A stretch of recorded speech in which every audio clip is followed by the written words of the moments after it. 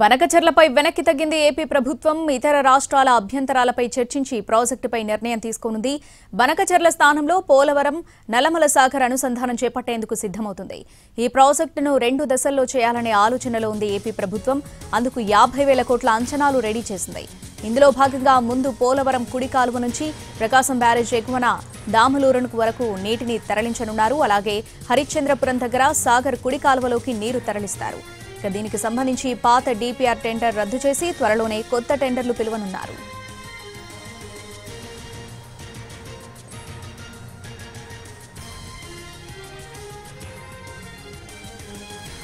బనకచెర్లపై వెనక్కి తగ్గింది ఏపీ ప్రభుత్వం. ఇతర రాష్ట్రాల అభ్యంతరాలపై చర్చించి ప్రాజెక్టుపై నిర్ణయం తీసుకోనుంది.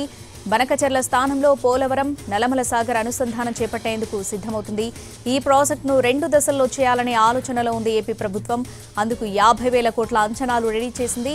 ఇందులో భాగంగా ముందు పోలవరం కుడి కాలువ నుంచి ప్రకాశం బ్యారేజ్ ఎగువన దామలూరు వరకు నీటిని తరలించనున్నారు. అలాగే హరిశ్చంద్రపురం దగ్గర సాగర్ కుడి కాలువలోకి నీరు తరలిస్తారు. దీనికి సంబంధించి పాత డీపీఆర్ టెండర్ రద్దు చేసి త్వరలోనే కొత్త టెండర్లు పిలువనున్నారు.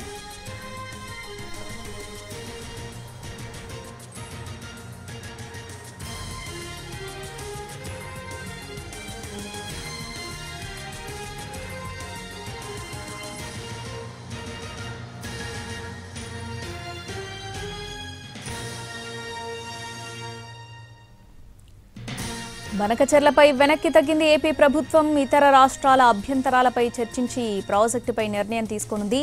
బనకచెర్ల స్థానంలో పోలవరం నల్లమల సాగర్ అనుసంధానం చేపట్టేందుకు సిద్ధమవుతుంది. ఈ ప్రాజెక్టును 2 దశల్లో చేయాలనే ఆలోచనలో ఉంది ఏపీ ప్రభుత్వం.